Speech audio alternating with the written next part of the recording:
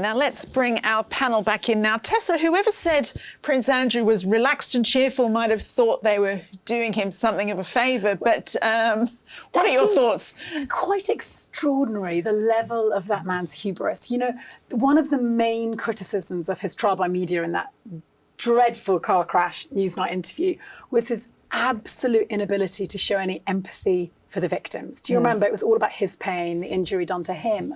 And by saying you're cheerful when these women are currently going through the trial is bringing something to court, you know, resurfacing their real pain, it just looks so uncaring, like he hasn't got it. How can he have two daughters and not get it? You know, let the penny drop. It's very interesting because, of course, he's born in an era where women who complained, you know, about inappropriate behaviour were just, you know, kind of sidelined and shuffled off. But there's been a revolution in thinking and therefore in behaviours over the last 10, particularly 10, but even longer than that years. It's like he's still living in the dark ages. Don't you get it, mate? This is really serious. I was sitting on an aeroplane when the news broke of the civil case against him last week, and it was the second page of the New York Times, one of America's most respected papers. You know, there in black and white, the scion of the British royal family, you know, and the accusations levelled against him, you know, they just make for the most appalling headlines, appalling story. Yeah, I know it's contested and you're innocent until proven guilty, but this drip, drip, drip. And the longer that he doesn't do what he said he'd do, which was fully cooperate, the drips are going to become great puddles. And it's a problem for the royal family. Richard, I think she's right. He keeps sort of like stubbornly trying to bulldoze these accusations or even ignore them, but they're only growing. I mean, the difficult thing is we still don't know what his response will be. I mean, we will find out eventually, and I think it's definitely got to the point where there can't be no response. There will be something, so we're still waiting for that. But, you know, I am sympathetic in the sense that he's in a very difficult position. You know, all these accusations are made. He, like, even by saying he's cheerful or whatever, he gets more criticism. But why can't he just come out and talk? If he came out and gave his statement, then he wouldn't be in a difficult position, surely. Well, I think it's a question of, it's always been a question of how does he do that? He doesn't want to be interviewed like some suspect, like some scalp. And we know that the Americans, you know, since they blundered over Epstein, they, you know, put him in jail for a very short, cosy little term, let him out. You know, they blundered with that. Then they blundered again in letting him die in prison. And they want a scalp. And we'll, you know, we can see we've got the Ghislaine trial coming up. And Andrew rightly is very wary about that. And, you know, it's very difficult. These accusations come out. It's like with Bob Dylan as well. We've had the same thing this week with old accusations come up against him. You know, whereas Dylan might be able to come to some sort of settlement or whatever, that's much harder for a member of the royal family.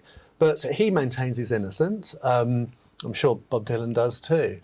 And the Queen believes her son that he's innocent of everything as well. We don't know what the Queen believes, do we? But we do know that the Queen's a mother, and what mother puts their son out to dry. And there again, we're back to that flaw in the institution of monarchy that makes it so fascinating, where we're talking about a real family, real flesh and blood, where your CEO is also the woman who gave birth to a scion of the said family. You wrote recently that these accusations are doing more harm to the family than Andrew possibly realises. I mean, what's your take on that? Well, this is a massive problem for Andrew.